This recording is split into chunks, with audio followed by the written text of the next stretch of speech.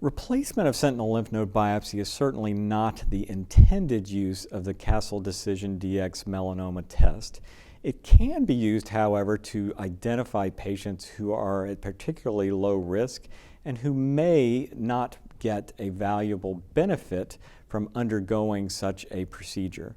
On the contrary, it can also identify patients who are at particularly high risk of having a positive sentinel lymph node biopsy.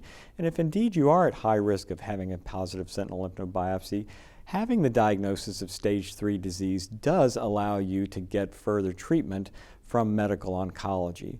And so I think the genetic scores from Castle Decision DX cutaneous melanoma can both help us determine which patients would be better off avoiding a sentinel lymph node biopsy, as well as those who might really benefit from getting this procedure.